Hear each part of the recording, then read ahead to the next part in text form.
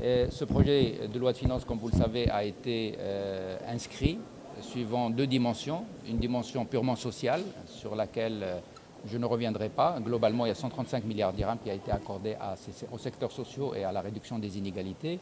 Et puis, évidemment, toutes les mesures fiscales et financières qui ont été prévues dans le cadre de la loi de finances et qu'on va expliquer pour renforcer d'un côté la confiance et de l'autre côté pour relancer l'investissement.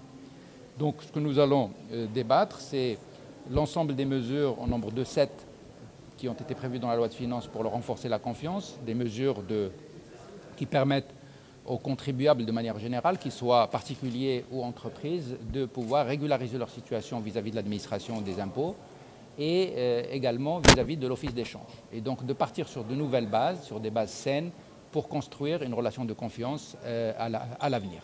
Je rappelle que les assises de la fiscalité qui ont été tenues au mois de mai dernier sont sorties avec un certain nombre de recommandations, dont la principale, c'est l'élargissement de l'assiette fiscale et en même temps d'aller progressivement vers une équité fiscale.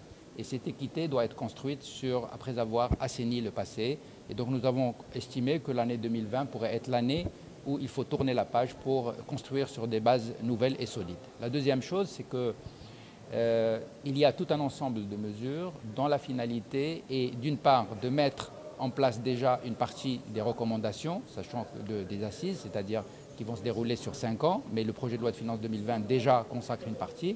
Et le deuxième élément important, c'était d'apporter des réponses concrètes dans le cadre de ce projet de loi de finances pour répondre à l'interpellation de Sa Majesté le Roi dans le cadre de son dernier discours, celui du 11 octobre devant le Parlement, pour que la problématique du financement des petites entreprises et d'un certain nombre de catégories d'entrepreneurs puisse être prise en charge de façon adéquate. Et c'est ce qui a été fait dans cette loi de finances en accord avec Banque El Maghrib et le GPBM.